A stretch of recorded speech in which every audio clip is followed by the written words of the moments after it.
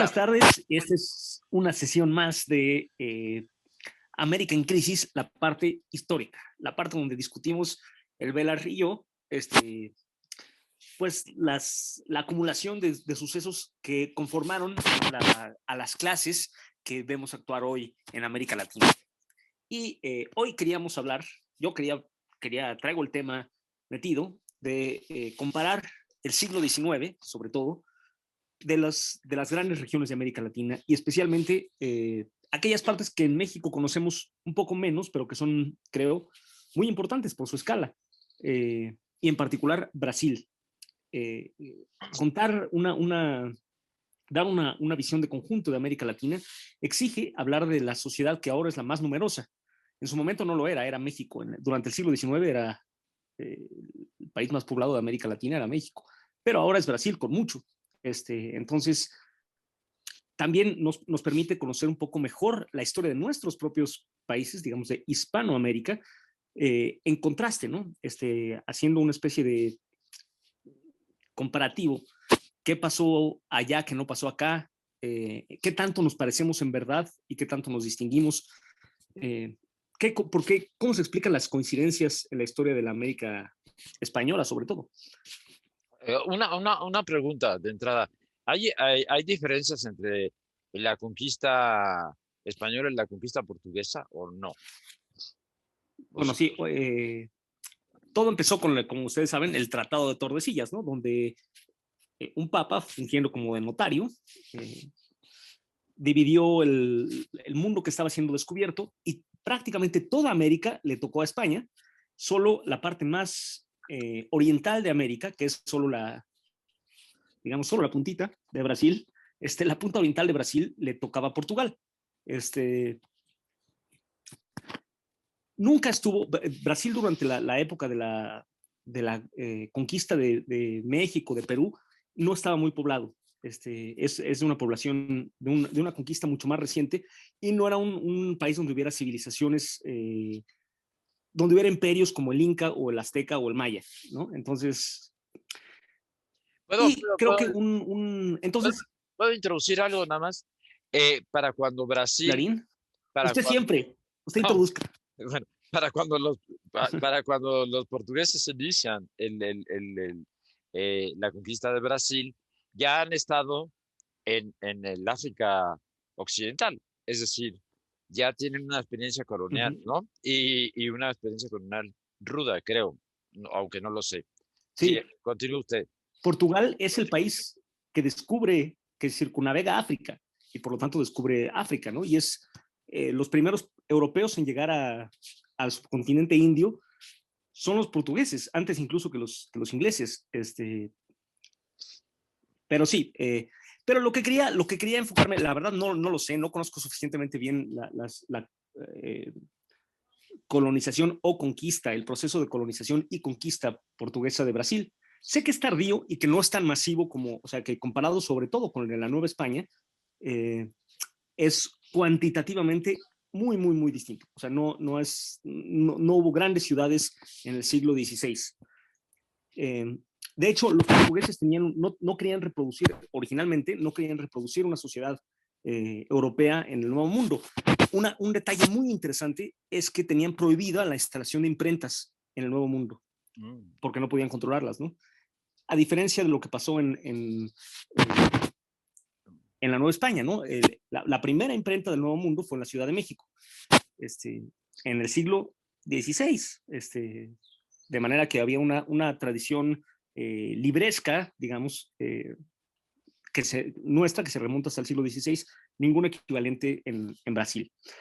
Pero lo que quería yo centrarme, no es que conozca yo tanto la historia particular de Brasil, pero quería ver una historia un poco más global, ¿no? Y quería empezar mi historia en algo que pasó el 1 de enero de 1804, que fue la independencia definitiva de Haití, el primer país de la América Latina, digo latina en el sentido de que porque hablan una lengua latina, el francés o el creol, por dicho, este, en independizarse. Y es el país donde los esclavos, los antiguos esclavos, toman el poder y después de haber intentado bajo Toussaint Louverture una sociedad, una democracia multirracial, cuando los franceses, bajo Napoleón, intentan reimponer la esclavitud, la población haitiana se levanta y termina exterminando incluso a los blancos, tomando, los antiguos esclavos toman el poder en Haití. Y por eso decía la otra vez que Haití era la advertencia, el terror del resto del mundo, en cierto modo, ¿no? El único país donde los esclavos habían tomado un país entero, una rebelión de esclavos exitosa, la primera de la historia. Eh, y Haití, o lo que hasta entonces se había llamado Saint-Domingue, Santo Domingo, pero en francés, que es el tercio más occidental de la isla hispaniola, los otros 2 tercios son Santo Domingo, es donde se cultivaba sobre todo caña, caña de azúcar y café, esos dos cultivos. Precisamente entonces, en 1804, cuando la guerra y la revolución haitianas hacen desaparecer la producción cañera y cafetera, Brasil se convierte en la mina de oro o mejor dicho, de azúcar y de caña de los portugueses. O sea, redescubren que lo que no se puede hacer ya en Haití, se puede hacer en Brasil. Y entonces es que empiezan a surgir las grandes producciones brasileñas, que son el café y el azúcar. Claro, puedo introducir una cosa. El monocultivo está asociado ya a los orígenes del capitalismo. O sea, no es algo que se hubiera practicado de esas maneras, ¿no? Hasta ese momento. Nada más, perdón, yo voy, lo que se me ocurre lo voy diciendo. Va. Y hay un detalle, ¿no? Si ustedes se fijan, esos dos cultivos, la caña y el azúcar, no son de comida básica, no son de supervivencia básica, no son como el maíz o el arroz o el trigo, que respectivamente los grandes han alimentado a continentes enteros, ¿no? O la papa. Son aderezos, por así decirlo, ¿no? Que además se empiezan a consumir apenas entonces. Europa empieza a tomar café y café con azúcar, Sí, justamente. y eso recuerda que las grandes plantaciones en Estados Unidos, ¿de qué eran? De algodón y De tabaco, algodón. y Uh -huh. fundamentalmente, es decir, otra vez, no de alimentos, pues, no de... Sí. Ah, perdón usted, siga. Y son cultivos de capital, o sea, no sirven Sí, tanto para alimentarse como para producir capital, ¿no? Son cultivos en ese sentido, aunque son antiguos, la caña y el café, a su modo, solo se empiezan a cultivar como la principal producción de un país entero en la era del capitalismo, ¿no? Aquí en México, ¿no? Por ejemplo, el estado de Morelos, todo el drama agrario es el desvío de tierras y de agua del maíz, que sirve para alimentarse, a la caña, que sirve para comerciar. Bueno, pero entonces así se empieza a poblar Brasil, y a colonizar Brasil. La primera ciudad de importancia de Brasil, la que sería la capital durante todo el siglo XIX y buena parte del XX, era Río de Janeiro. Eh, y llegamos a una coincidencia en la América española. En toda América española, el proceso independentista empieza curiosamente al mismo tiempo, que es muy raro, dado que las dirigencias de los movimientos independentistas son totalmente diferentes, las sociedades donde estos movimientos tienen lugar son totalmente diferentes, pero en 1909, 1910, 1800, perdón, siempre voy a decir 1900 por mi sesgo, pero es 1809, 1810, en todas las grandes ciudades de la América española empiezan a haber movimientos. ¿Por qué? Respondiendo a la primera crisis de la monarquía española, que es el hecho de que Napoleón invade la península ibérica, con el pretexto de llegar a Portugal, que no participa en su sistema colonial, en su sistema continental destinado a bloquear a Inglaterra. Entonces, pidiendo permiso al rey de España, entra con la intención explícita de invadir Portugal, pero en realidad se queda en España, convence a Carlos III y a Fernando VII de que abdiquen en favor en última instancia, del propio Napoleón, que nombra a su hermano José Bonaparte rey de España. Y la población española se levanta en armas, rechazando esa monarquía extranjera, y eso genera una crisis de legitimidad que la población española tiene que volver a elegir un monarca. Pero la población española, ¿cuál es? ¿La de España o la de todo su imperio? Y esa discusión es la que genera Oh. el movimiento independentista en toda en toda la América española. Portugal tiene una situación parecida porque también la invade Napoleón, pero a diferencia de lo que ocurre en España, donde el rey y el nuevo rey Fernando VII están presos de Napoleón, la familia real portuguesa se va a su colonia, a Brasil, y establece la capital imperial en Río de Janeiro. O sea, la casa reinante de Braganza tendrá su capital en Río de Janeiro. De manera que ahí empieza a dividirse la historia, no solo en términos lingüísticos, sino empieza a vivirse una historia totalmente distinta. Bueno, el factor junto con la caña y el azúcar empieza la importación masiva de personas esclavizadas de África. Eso es común a la América Española, a partes de la América Española. El Caribe, desde luego, ¿no? O sea, Cuba, Puerto Rico, pero también Sudamérica, Venezuela, Colombia, o lo que ahora son Venezuela, se entiende, ¿no? A lo que ahora son Venezuela, Colombia, etcétera. Perú es la principal sociedad receptora de esclavos negros, cosa que no es tan sabido, ¿no? En realidad no sé muy bien por qué precisamente Perú, pero es una de las sociedades donde más esclavos negros, esclavos africanos llegan, ¿no? Pero desde luego Brasil, especialmente después de la independencia de Haití. Sí, ahí hay una pregunta, perdón. Uh-huh. El tráfico de esclavo a las colonias españolas es de los siglos XVI y XVII, ¿no? Exacto. Y XVIII. Y aquí empieza después, ¿sí? Bueno, Sí, no sé si empieza después, pero ciertamente llega a su culminación después. Eh, la, la, bueno, 1813, 14, 15, 16 son los años de la guerra de independencia tanto en la Nueva España como en Sudamérica, ¿no? Y una de las sociedades que se independiza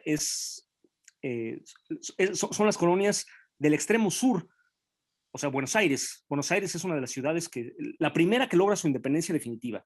No es la primera en levantarse, Chiquisaca, lo que ahora es Sucre, se levanta antes, Quito, en Ecuador se levantan antes, pero ahí tarde o temprano el poder español vuelve a imponerse. La primera que logra la independencia definitivamente es Buenos Aires. Y en torno a Buenos Aires se empieza a hacer el primer país independiente, que es la República del Río de la Plata. sí, puedo ahí introducir algo.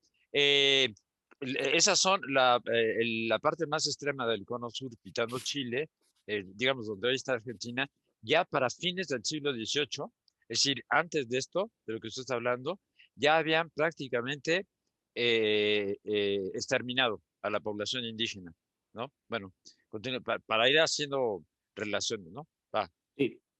continúa.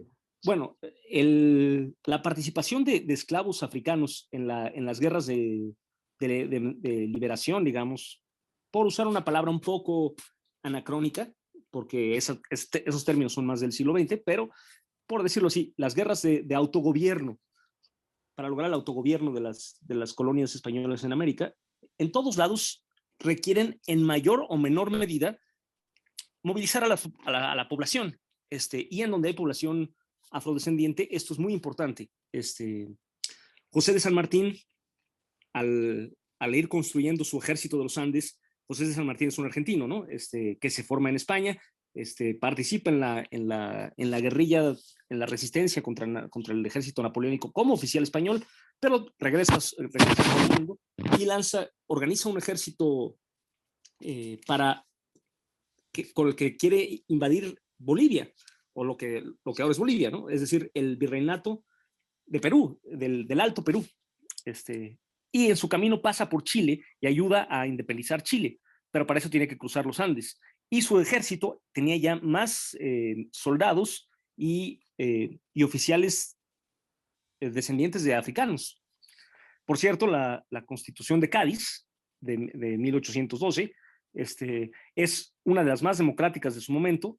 Hay una revolución en España, liberal, que impone la Constitución de Cádiz y un gobierno representativo, pero es curioso que dice que tendrán derecho a ser representados los descendientes de españoles y los descendientes de indígenas, y dejan de lado a los descendientes de africanos, Oh. explícitamente. lo cual pues tiene muchas obvias consecuencias. Y sin embargo, en todos los países hay líderes afrodescendientes, ¿no? Por ejemplo, el principal colaborador del gran libertador de lo que entonces se llamaba la Banda Oriental, lo que hoy es Uruguay, José Gervasio Ortigas, era un afrodescendiente que se llamaba Joaquín Ancina. También en Bolivia, o lo que hoy es Bolivia, hay, por ejemplo, Bernardo de Monteagudo, uno de los primeros líderes de la rebelión en Chiquisaca. También no sé si era, no sé cuál sería su ascendencia real, pero el hecho es que lo apodaban, ¿no? Lo consideraban negro o mulato. En 1816 pasa algo que creo que tiene una importancia simbólica enorme para nosotros. Y es que en una de tantas derrotas que sufre Bolívar, en su intento de liberar... 1816, ¿verdad? 1816. Es que dijo 900. Bueno, Bolívar había intentado, desde 1910, Bolívar participó en los intentos, Simón Bolívar participó en los intentos de liberar Venezuela, de donde era él, y también la Gran Colombia, en el sentido, o lo que después sería la Gran Colombia, es decir, lo que hoy es Colombia y Ecuador, ¿no? Que eran parte del mismo virreinato. Pero bueno, Bolívar lo intenta y fracasa, lo intenta y fracasa, lo intenta y fracasa, y cada vez que fracasa tiene que salir exiliado. Y en 1916 llega exiliado a Haití, y el presidente de Haití, Alexandre Petion, mientras que la República Estadounidense, que ya es independiente, le niega toda ayuda a los independentistas sudamericanos, el pequeño, el pobre, el aislado, el asediado Haití, dice, órale, nosotros les ayudamos, ¿qué necesitan?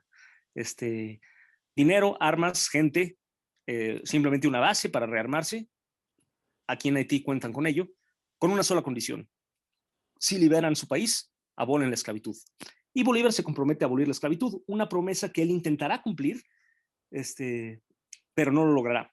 En el Congreso de Angostura, Bolívar explícitamente, usando sus palabras, les implora a los diputados que decreten la abolición de la esclavitud, pero no logra más que medidas más bien dicho, de poco a poco, ¿no? De ir aboliendo la esclavitud poco a poco. Y de hecho, curiosamente, en Venezuela, Colombia, etcétera, se tardarán muchísimo, muchísimo después de la muerte de Bolívar, sigue sin cumplirse su promesa al presidente Petión, ¿no? Por cierto, en ese momento Haití está dividido en dos países, porque hay guerras, después de la independencia hay guerras intestinas, guerras civiles, pero los dos están nominados, una república en el sur, gobernada por Petión, y un reino en el norte, gobernado por Henri Christophe, uno de los generales de Louverture. Los dos son, aunque Petión es más bien mulato, los dos son descendientes de esclavos. O sea, en Haití ya es inconcebible la vuelta de la esclavitud. Durante este periodo, Brasil es un bastión monárquico de América, ¿no? Son no los españoles, sino los portugueses de Brasil, los portugueses de Río de Janeiro, quienes derrotan a Artigas y conquistan Uruguay. Esto es en 1820. Y por cierto, donde se extiende la soberanía de los Braganza, de la monarquía portuguesa de Brasil, se restablece la esclavitud. Entonces, Uruguay, que había sido, o lo que hoy es Uruguay, que había sido liberado por Artigas, y donde se había impuesto un programa relativamente muy avanzado, que incluía una reforma agraria, una de las primeras del mundo, no solo se restablece el poder monárquico, sino que con él la monarquía. Mientras tanto, justamente en 1821, San Martín finalmente entra en la capital del mayor, el último y el mayor de los virreinatos, que es el de Lima, o sea, el de Perú. Entra a Lima y declara, entre otras cosas, una de las primeras leyes de vientre libre. Vientre libre es una medida en la que quien nazca en este territorio será libre. no libero a los esclavos existentes, pero los nuevos nacidos, los nacidos a partir de ahora, serán libres. Por cierto, el primer país en abolir realmente la esclavitud, no cuento a México porque en realidad Morelos no controlaba el Congreso de Chilpancingo, que abole la esclavitud en 1813, no controlaba todo el país, no controlaba la capital, pero el primer país que sí logra abolir la esclavitud desde la capital es Chile. Quizá porque no era muy importante la esclavitud en Chile, pero de todas maneras fue una medida revolucionaria de eh, de los chilenos, cosa que pues habla para su honra eterna. En 1821, la razón por la que tantos procesos independentistas acaban triunfando en la América Española es porque una revolución el año anterior estalla tanto en España como en Portugal, se imponen constituciones liberales y son revoluciones surgidas del ejército.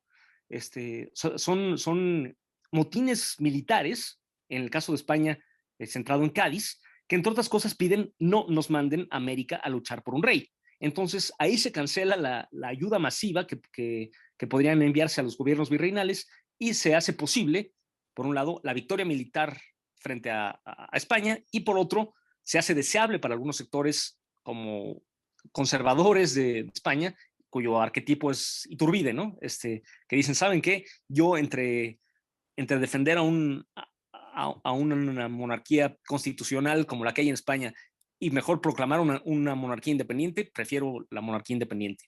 Oiga, También por no dejar nada, sí. luego vamos a ver en España, en Portugal, en el Portugal de los años 70, la Revolución de los Claveles, y está dirigida por militares. Bueno, yo no sé si hay una conexión por allí, ¿no? O sea, si hay una tradición dentro del ejército, pero bueno, son apuntes, ¿no? Yo hago los apuntes. Sí, Okay. sí, la verdad que no lo sé. Creo que, o sea, bueno, entre una cosa y otra pasó mucha agua, ¿no? Sí. Dictaduras militares, república, monarquía, este... Lo cierto es que esa revolución que también llevó, esa revolución liberal que en España llevó a la independencia de la América Española, en Portugal también llevó a la independencia de Brasil, pero de una manera totalmente diferente. ¿Qué pasó en Brasil? Ya habíamos dicho que la capital de todo el imperio se había establecido en Río de Janeiro.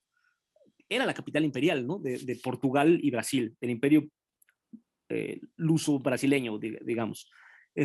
Cuando estalla la revolución en 1820, se le exige al rey que regrese a Portugal, ¿no? La población portuguesa exige que el rey esté aquí para que lo podamos controlar.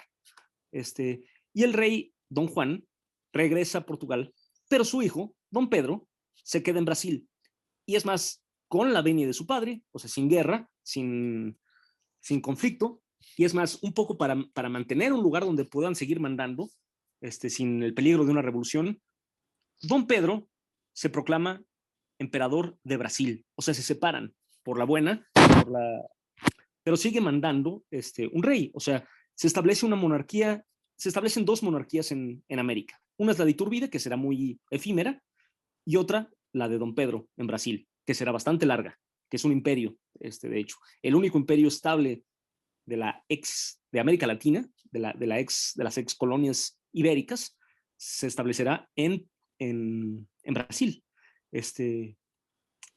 Y recordemos, siempre recordemos, la base productiva de ese imperio es la esclavitud y el azúcar y la caña, ¿no? que es los detalles más importantes.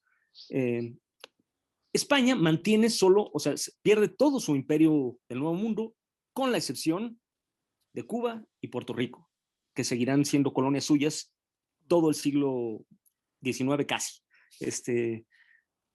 Y también son los dos lugares donde la esclavitud se mantiene, la esclavitud de africanos y africanas importados de África o descendientes de gente importada de África se mantiene. Justamente en la época de la independencia de la América Española, un poco en respuesta al fallido intento que hizo Inglaterra en algún momento de de conquistar Haití, porque en algún momento de la Revolución Francesa y la Revolución haitiana, Inglaterra intentó conquistar Haití y fracasó.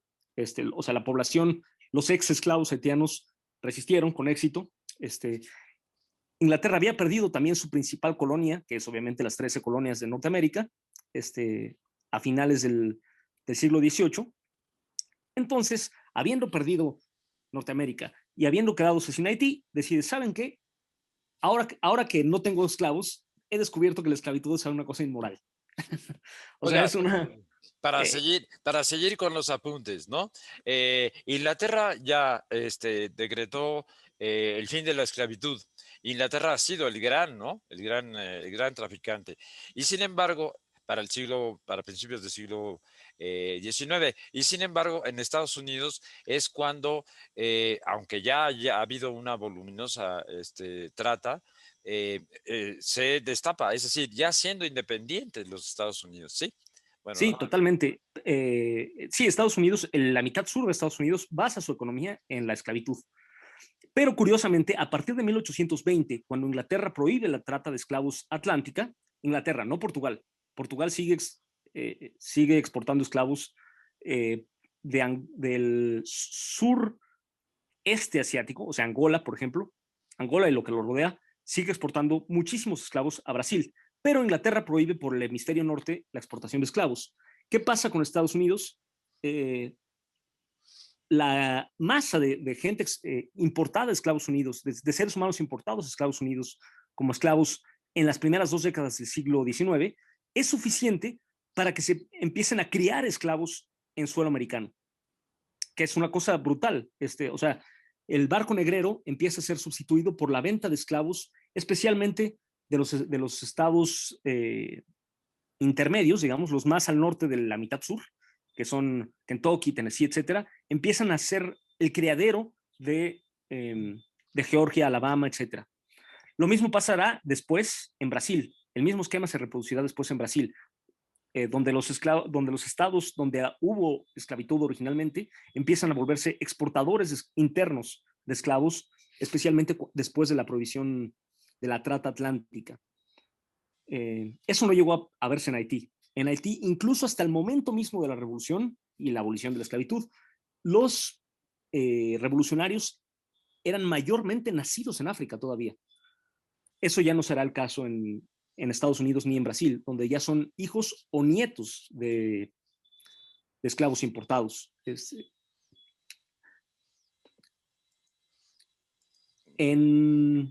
luego esto configura sociedades diferentes, ¿no? El hecho de que en México la esclavitud hubiera sido, ya estuviera en relativa decadencia frente a otros esquemas de explotación, o sea, el peonaje acasillado, etcétera. No que no hubiera esclavitud, en el sentido, en distintos sentidos de la palabra, ¿no? Todos sabemos, todavía hasta el siglo XX, ¿no? O sea, en el porfiriato, en los esquemas de Valle Nacional y estos esquemas esclavistas siguieron existiendo, pero ya no había el esquema tradicional de importación de esclavos africanos, o era muy poco. En el momento de la independencia era básicamente servicio doméstico. El último bastión de la esclavitud en lo que sería la Nueva España era el servicio doméstico, cosa interesante, ¿no? O sea, cuando Hidalgo y Morelos decretaban la abolición de la esclavitud, básicamente lo que estaban diciendo es que a quien estaban apelando era a criados domésticos para que se levantaran contra sus propietarios. Y también eso no dejó de molestarle, por mucho que no basaban su producción en eso, no dejó de molestarle muchísimo a los amos, ¿no? Obviamente. Durante el mediados del siglo XIX se empezó a completar la abolición de la esclavitud en todo el resto de Sudamérica. O sea, los procesos que habían empezado en tiempos de la independencia, poco a poco se van consumando. Como ustedes saben, en 1829, siendo presidente Vicente Guerrero, que es el mismo afrodescendiente, en ocasión de la celebración del aniversario de la independencia, abole la esclavitud Guerrero. En su guerra, Uruguay termina liberándose no de España, sino de Brasil, o sea, de la monarquía Braganza, y también en su guerra contra Brasil, decreta la abolición de la esclavitud de aquellos esclavos que lleguen a su territorio. Oiga, solo le recuerdo lo que usted dijo el otro día de este acercamiento entre Guerrero y Haití.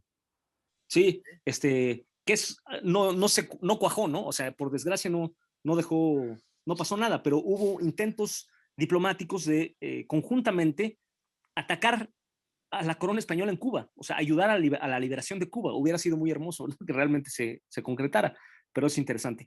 Por cierto, otra cosa interesante, otro primer intento de panamericanismo, es el congreso que Bolívar, que por iniciativa de Bolívar se organiza en Panamá, donde todos los gobiernos independientes de, de América se reúnen y curiosamente no invitan a Haití, porque aunque Bolívar recibió ayuda de Haití, sigue siendo demasiado escandaloso un gobierno de esclavos. Entonces, es muy notable, ¿no? Este Congreso de Panamá panamericano, primer antecedente lejano de la OEA, donde se organiza un poco para que no se repita el, el ejemplo haitiano, ¿no? Por cierto, también en Venezuela, ¿no? Bueno, en todos lados hay afrodescendientes entre los líderes insurgentes principales, ¿no? En Venezuela, Prudencio Padilla es quien libra y vence en la última batalla contra los españoles, la de Maracaibo, que después será fusilado por Bolívar, en, ya en la decadencia del gobierno de Bolívar. Por ahí leí que Bolívar le parecía una cosa terrible que un afrodescendiente como Guerrero hubiera llegado a la presidencia de México, cosa que es muy triste, ¿no?, del Libertador. La Gran Bretaña prohibió la trata de esclavos, pero la esclavitud misma no la prohibió sino hasta 1833 en sus propias colonias en las Antillas, que es relativamente tarde, pero mucho antes que en Estados Unidos o que en Brasil, ¿no? Y desde luego, donde hay esclavitud, hay rebeliones esclavas, ¿no? En 1835 es la mayor revuelta de esclavos en la historia de Brasil. Y son los esclavos que vienen del África musulmana quienes se rebelan porque saben leer, ¿no? Es una religión que exige saber leer. Entonces, la población esclavizada que sabe leer son los musulmanes. Y en enero de 1835 tiene lugar la rebelión de los llamados malés, que son los esclavos Por hacer un musulmanes. apunte, para hacer, Sí. apuntando, está usted abriendo entonces, abriéndonos el panorama del África negra relacionada con América, o sea, vemos cómo son distintas zonas en distintos momentos y aquel es un universo, ¿no? O sea, entonces eso tendrá luego quizás efectos, no sabemos, ¿no? Pero bueno, usted nos abre el panorama, es Sí. el África occidental, el África del sur, el del centro sur, Sí, el África del norte, ¿no? sobre todo no olvidemos que es un continente, no estamos hablando de un país o una Sí, nación, sino un continente lleno no diría yo naciones, porque es un concepto del mundo moderno capitalista, pero sí de civilizaciones y de culturas diversísimas, ¿no? O sea, tienen que encontrar aquí una lengua común porque no la tenían, ¿no? Así surgen una cultura nueva que sintetiza no solo África como si fuera una única raíz homogénea, sino las Áfricas, las infinitas casi Áfricas, las sintetiza con la cultura cristiana, española e indígena, ¿no? sí, por cierto, los historiadores, bueno, tienen muy claro, en el África subsahariana, el África negra, hay dos continentes prácticamente, ¿no? Uno es el occidental y otro el oriental. Además es muy claro el por qué. En medio está el Sahara, ni más ni menos. Entonces hay dos grandes, más una tradición, digamos, del centro-sur.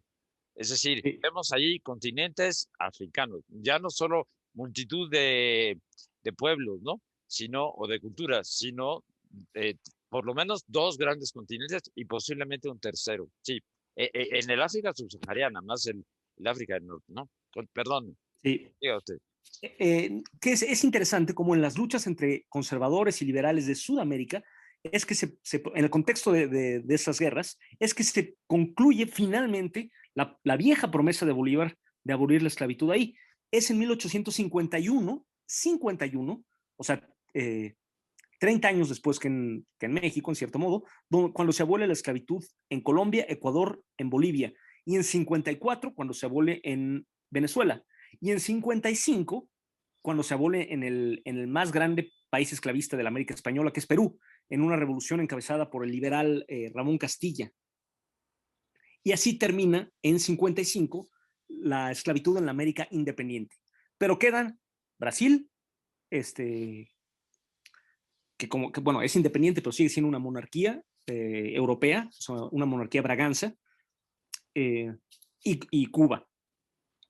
En 61 empieza la Guerra Civil Estadounidense, y justo en el contexto de la Guerra Civil Estadounidense, España empieza a considerar que tal vez sea peligroso tener esclavos.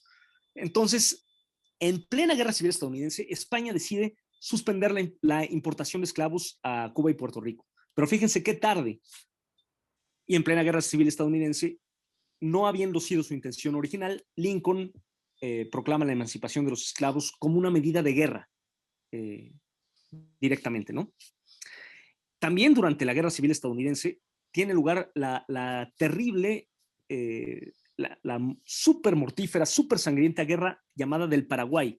Sangrienta para Paraguay, ¿no? Es una de las guerras que más ha acabado con la población de un país, en este caso Paraguay. Y en el proceso, Brasil seguía siendo una nación esclavista, entonces Paraguay decidió ofrecer la esclavitud a todo esclavo que llegue a su tierra. Esto no prospera porque Paraguay pierde la guerra contra Brasil y los demás gobiernos coaligados. Apenas en 1870, o sea, fíjense ustedes, cuántos años después de la Revolución Haitiana, los españoles decretan la primera medida de abolición gradual de la esclavitud en Cuba, que es la del vientre libre, en 1870. Al año siguiente, en 71, Brasil aprueba por primera vez la ley del vientre libre y también aprueba el derecho a los esclavos a tener propiedad. O sea, no era considerado legítimo hasta entonces que un esclavo tuviera propiedad, de manera que le era muy difícil comprar su propia libertad. Tenía que usar desde luego se hacía, pero tenía que usar un prestanombres. A partir de 1871 ya puede comprar propiedad. Nótese que, o sea, cómo la historia es desigual, ¿no? O sea, cuando ya es en Francia la Comuna de París, en Brasil apenas están considerando no la abolición de la esclavitud, el vientre libre, o sea, un primer paso tímido hacia la abolición de la esclavitud. Solo quiero recordarle que no vamos a tener mucho tiempo más, entonces que Ya, pensemos en que se va acercando usted hacia, digo, sí, queda todavía sí, sí, como sí, un sí, cuarto sí. de hora, Bueno, ¿no? nada más ya para ir cerrando, Queda un cuarto de hora, queda un cuarto de hora, sí. sí, bueno, pero para poder conversar, para acabar la información y poder conversar un poco más, en 84 se empieza a abolir la esclavitud, pero por provincias. O sea, la provincia del Ceará es la primera que abole la esclavitud en Brasil. Y en Amazonas el año siguiente. Y durante uno de estos periodos que se llaman de regencia, cuando el emperador está ausente, don Pedro II se va a tratar, y se va a tratar a Portugal y deja en el gobierno de Brasil a su hija, la princesa Isabel. Y es la princesa Isabel la que en 1888, pero fíjense cuánto tiempo, o sea, cuánto tiempo ha pasado desde el principio de este proceso, es que finalmente se decreta la llamada Ley Áurea, o sea, Ley de Oro, que es la abolición de la esclavitud en Brasil. Y hasta tal punto la esclavitud estaba en el centro de la vida económica brasileña que la monarquía no se sostiene sin la esclavitud. Y el año siguiente, 1889, un golpe militar, no una revolución popular, un golpe militar digamos, de la burguesía brasileña, que ya nada tiene que ya no espera nada de la monarquía, establece la república, finalmente, la república brasileña. Y así se convierte Brasil en el último país en abolirla, en convertirse en república de Perdón, América. ¿la guerra de Canudos se sitúa allí? La verdad que no lo sé. No. Conozco la guerra de los farrapos, o sea, de los harapos, pero es muy anterior, que es contra los republicanos, o sea, que son intentos de repúblicas en el sur de Brasil, este, contra la monarquía brasileña cuyo lugar está en Río de Janeiro. Y bueno, esta historia terminaría eh, cuando Cuba y Puerto Rico finalmente se independizan de España en 1898, pero ya con la mala fortuna de que para entonces Estados Unidos ya no es la joven república casi utópicamente igualitaria que había sido, que se consideraba originalmente, sino que ya es una potencia imperialista regional. Y entonces ya para cuando Cuba y Puerto Rico se independizan en 1898, pasan de la posesión directa de la corona española a la esfera de influencia de Estados Unidos, ¿no? Y con eso en cierto modo, se completa este ciclo, y así termina el siglo XIX, que había empezado con la Revolución Haitiana. Bien, perdón, no, es que estaba viendo cuándo fue la guerra de Canudos. Es que la guerra de Canudos lo que tiene es que fue recogida Sí, documentalmente de una manera extraordinaria. Y luego, bueno, Vargas Llosa hizo con él una estupenda novela, aunque sea un infame, hizo una estupenda novela que se llama La Guerra del Fin del Mundo. Pero la historia estaba ya documentada toda, y es en 1865, es decir, en el marco de esta, de los conflictos con Paraguay, ¿no? creo que no, creo que es ya el Brasil republicano, o sea, ya Sí, a finales. es el Brasil republicano, sí, pero el año es 1865 y aquí lo relaciona con Paraguay. Pero bueno, ya no lo desperdigo Bueno, más. si es esa época, entonces no es, creo que es en los 90. Pues según yo tenía entendido, bueno, usted siga, porque ahora aquí me encontré con... Usted siga. Sí. 97. Sí, 97. Sí, es 97. Ya es el Brasil republicano. Ah, ok. Ya. Pero nótese, bueno, algo que quería simplemente anotar es cómo esta diferencia cultural, o sea, Brasil nunca tuvo una revolución exitosa. México tuvo, no una, varias. O sea, la independencia de México fue un suceso revolucionario, al final cooptado, pero vaya que fue un proceso revolucionario que abarcó el triunfo militar en grandes partes del país, y que en última instancia, pese a la cooptación de Iturbide, después terminó, sí, generando una república, ¿no? O sea, Guerrero era un líder revolucionario de la revolución de independencia. Después las guerras civiles entre liberales y conservadores, que no son únicas de México tampoco, exigieron la movilización popular masiva, ¿no? Y con base a ideas democráticas y modernizadoras. Eso tampoco ocurrió en Brasil. La, eh, no se diga, la Revolución Mexicana, que ya sale del ámbito del tema de hoy, que era un poco el siglo XIX, pero tampoco hubo un equivalente. Y en Brasil, muy rápido después de la república se consigue, bueno, la abolición de la esclavitud y antes de la abolición de la esclavitud, la independencia, todo se consigue como una gracia tardía, o sea, una concesión tardía de la clase dominante, que quiere ponerse al día muy tardíamente con el resto del mundo. Entonces, primero la independencia, después la abolición de la esclavitud y finalmente la república, son tres cosas que se dan sin guerra revolucionaria. Ya. Y después ya la República de Brasil pasa por una serie de golpes militares con breves intervalos de democracia. Mm. Entonces, la mentalidad democrática, que en México creemos que en México es poca, en Brasil es nula. O sea, que en el resto de América Latina será poca, pero algo es nula, ¿no? Y en México, además, añadamos la cuestión religiosa. El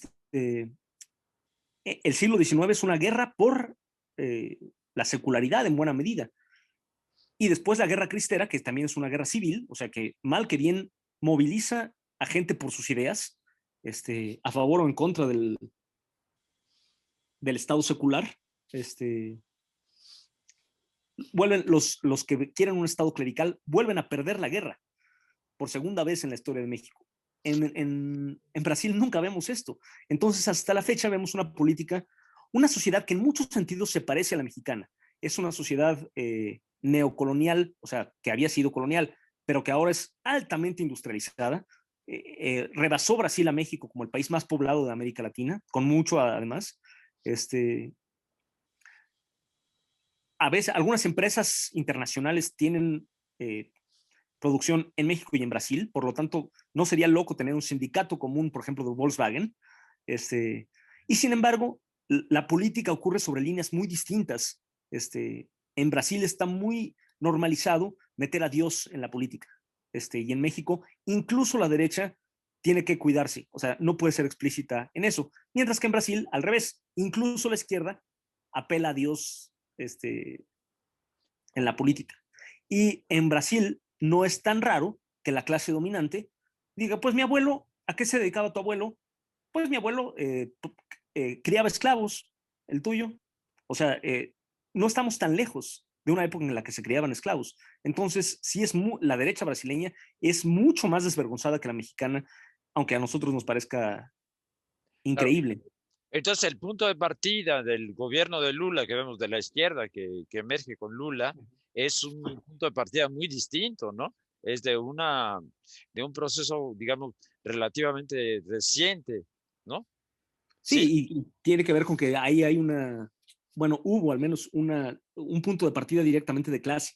O sea, el proletariado de los suburbios de Sao Paulo, del ABC, de los pueblos que circundan Sao Paulo, fue la que el origen en sus luchas económicas, o sea, en sus huelgas, fue la que dieron origen al PT, que después, bueno, será lo que sea, con sus errores y lo que sea, pero salió de una movilización específicamente de clase. En México, quizá la ideología nacional dominante, nacionalista dominante, ha sido tan fuerte que nunca ha habido un partido específicamente obrero, o no de masas al menos, sino que los obreros se movilizan dentro del abanico enorme del nacionalismo revolucionario. claro. Tenemos una historia oficial mucho más progresista que la de esos países, ¿no? Sobre todo que Brasil. O sea, Sí, nuestros héroes oficiales en realidad son bastante reivindicables. En Brasil todavía las calles se llaman como los conquistadores, como los esclavistas, como los generales que ganaron en la guerra del Paraguay, que son unas bola de hijos. O sea, aquí sí. nuestras calles se llaman Hidalgo y Morelos y Guerrero, ¿no? Lo que pasa es que yo ahí, a ver, relativizo un poco las cosas, porque la Revolución Mexicana culmina con el triunfo de las clases medias emergentes, es decir, y hay un hilo de continuidad con el siglo XIX, porque finalmente, ¿qué es también la Guerra de Reforma y compañía? Es la expropiación de las comunidades, de las tierras de las comunidades indígenas. Es decir, y al final, ya en la República restaurada, ¿qué sucede no hablo del corazón de los personajes de la Reforma Mexicana, pero sí los otros liberales, ¿no? ¿Qué son?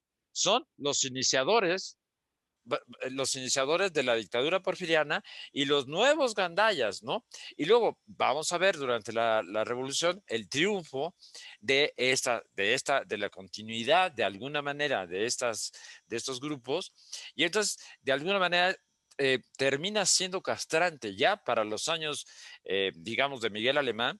El nacionalismo revolucionario mexicano, aunque tiene un lado, porque todavía está allí el cardenismo obrando.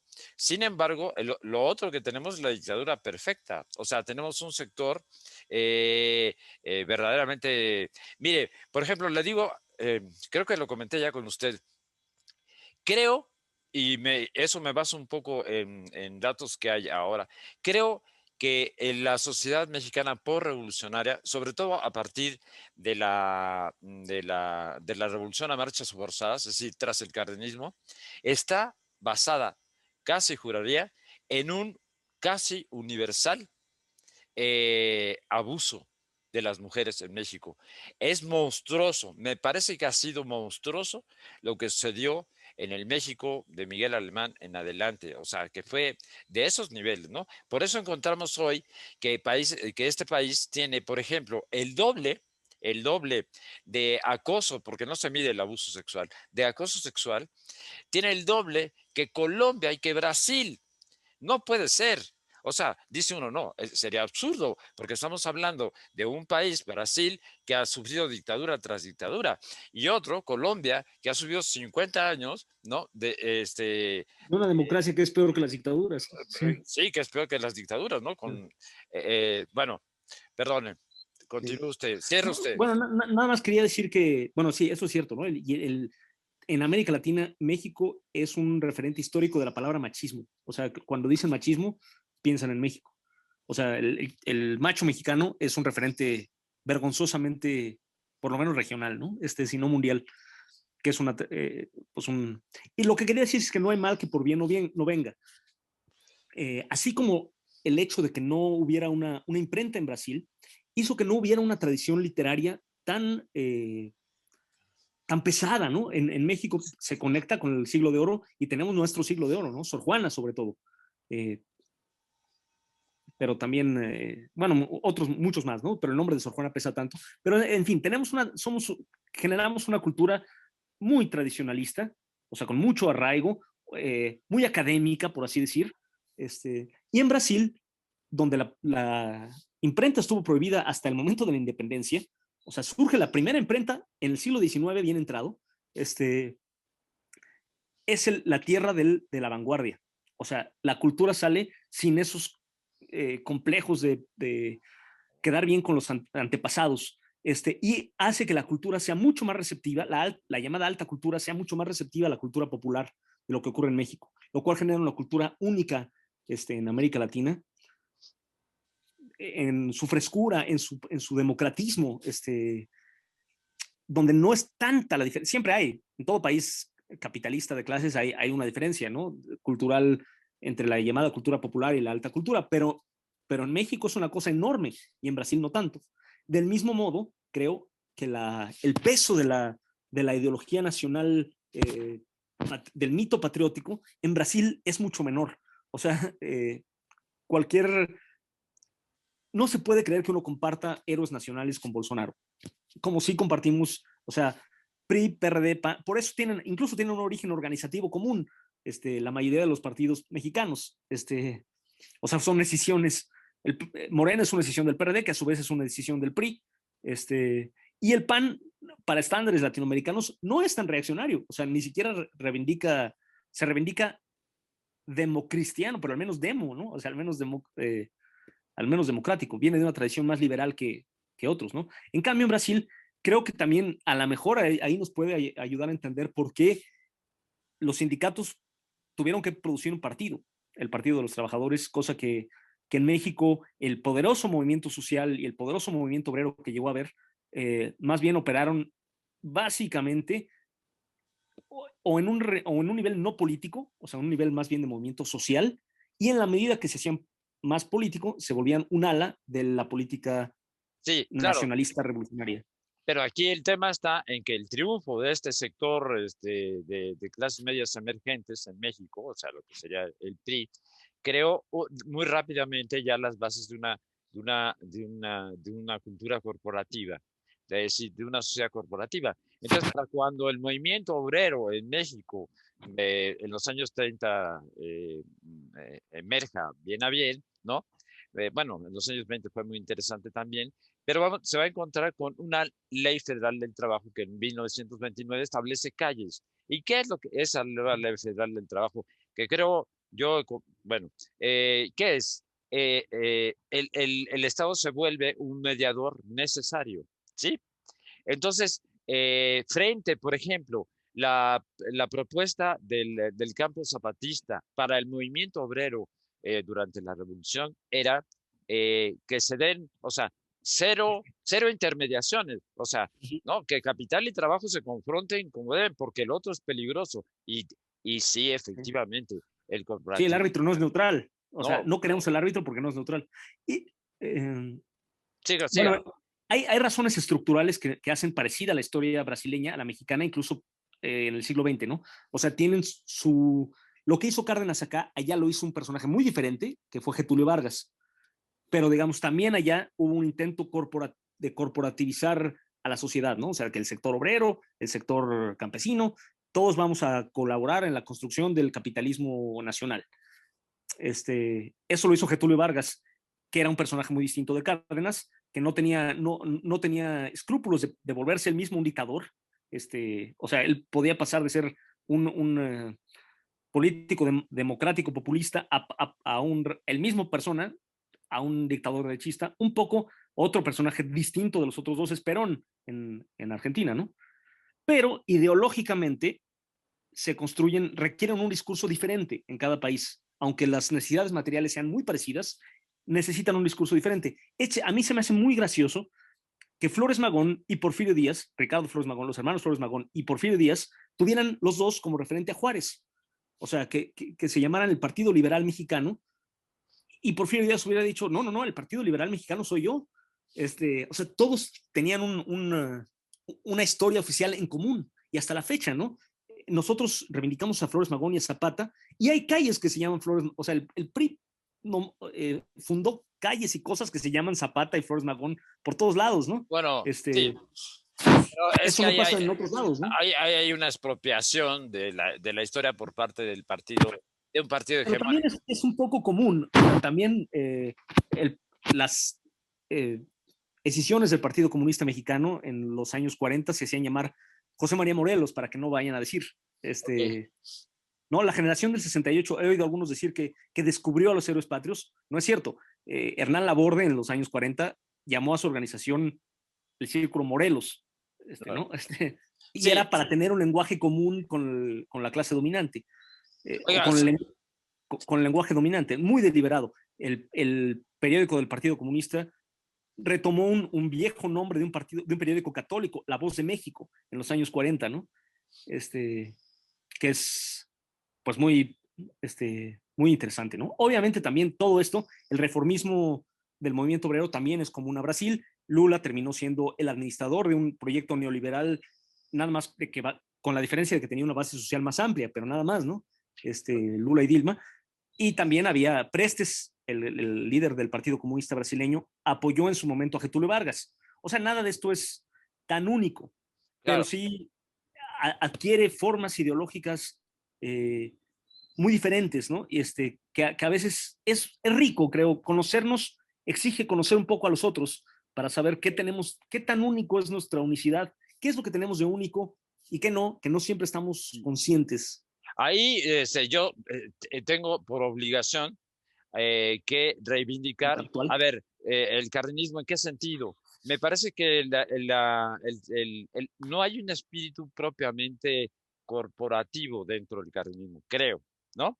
O es un espíritu corporativo que ya está tocado por la influencia de corrientes socialistas en el mundo, creo, ¿no? Creo que Cárdenas elige ahí, tiene muy claro, hay dos opciones en ese momento en el mundo, ¿no? O es el fascismo o es lo que guía la Unión Soviética, ¿sí? Entonces creo que habría que ver el cardenismo como una experiencia distinta. De hecho, no podemos, para nada podemos decir que la CTM se creó a instancias de Lázaro Cárdenas, ni mucho menos, ni que fueron coincidentes, es más, tuvieron muchas diferencias, ¿no? Se confrontaron mucho. En fin, nada más por salvar un poco al cardenismo y obligarnos a repensarlo, ¿no? Nada más. Bueno, Bueno, pero y usted tiene que darle una conclusión a lo del día de hoy, por bueno, favor. yo nada más diría que nuestra historia es la historia de todos. O sea, que estas historias conformaron una misma economía en la que vivimos todos. No es una cosa retórica, ideológica, decir que todos somos hermanos. Somos parte de una unidad económica. Somos hermanos, pero no en el sentido de que nos queramos mucho, sino que somos parte de una unidad económica. Y me parece muy importante conocer las similitudes y diferencias de nuestros países. Y un elemento que, bueno, en el que quise centrar todo esto, que es la llamada tercera raíz, que en muchas partes de América es la primera raíz, que es la África. Y en última instancia, obviamente, es la raíz de la humanidad. Pero creo que la idealización del México mestizo, único, distinto y aislado del resto del mundo, es un obstáculo ideológico al desarrollo de la izquierda, ¿no? O sea, ni somos hijos de esta historia oficial aislada, ni somos tan puros, mamá indígena, papá español, como... Y no, o sea, la realidad de las clases sociales que hoy se enfrentan en el escenario de América Latina es muy rica y me parece que conocerla basta un poco para desmontar algunos mitos políticamente peligrosos. Dos cosas, una, no mueva mucho su cable porque está haciendo ruido, está metiendo ruido, por un lado. Y, y, y por el otro ya me olvidé por hacerle este comentario. No, no, a ver, México tiene una muy interesante hasta fines del cardenismo, pero incluso en los años 20, una mirada hacia el sur del continente bien interesante. Es decir, durante los años 20 se forma, México es de los impulsores de un frente antiimperialista, ¿no? Y es el propio Obregón y el propio Calles, ¿no?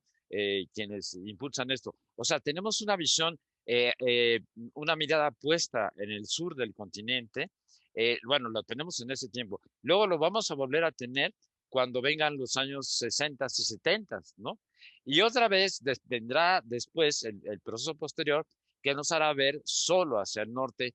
Y creo que en ese tema estamos en buena parte metidos hoy. Es decir, somos un país que prácticamente, ya ni siquiera al norte, vemos prácticamente solo, o sea, tenemos un nacionalismo exacerbado, pasado de rosca, ¿no?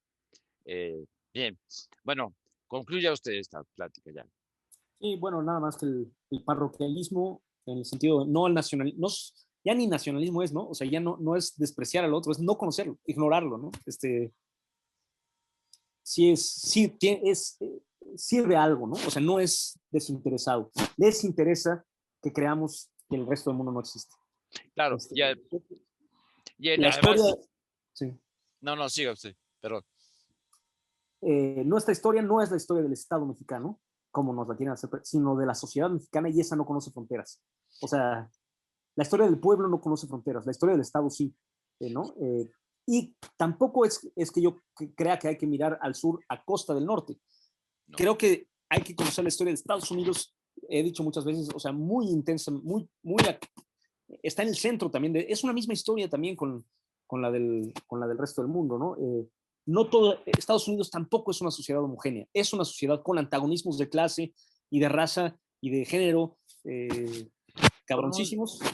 Con un sindicalismo, por ejemplo, el de la IWW, con mucho peso, muy radical. Y por cierto, es que estamos hoy justamente en el momento en que tenemos que subirnos al carro del continente, porque está lo que recién acaba de suceder en Chile, ¿no? Es el triunfo, al fin, o sea, es el principio del fin, posiblemente, de 40 años de dictadura. Tenemos, está Bolivia, está lo que nos advirtió ayer el candidato, el alcalde comunista que tiene mucho éxito, que es el candidato a la presidencia en ese país, está, es decir, hay la emergencia muy posiblemente en unos meses de Ecuador, de un proceso que quedó interrumpido ahí. Y tenemos lo que está sucediendo en Estados Unidos, que es riquísimo también, ¿no? Con las vidas negras importan y también con las comunidades latinas que están allí, que están muy organizadas, de las cuales hemos estado dando cuenta en el programa de América en Crisis de los sábados. O sea, es el momento de mirar al resto del mundo, y sobre todo al resto de América, y subirnos a ese carro. Tenemos que subirnos al carro del reto, ¿no? Este momento. Bueno, ya, yo ya paro. Aquí la paramos. Seguir pendientes, masas que Bueno, despertáis. para mí fue súper ilustrativo. Bueno, entonces nos despedimos y hasta la próxima. Chao.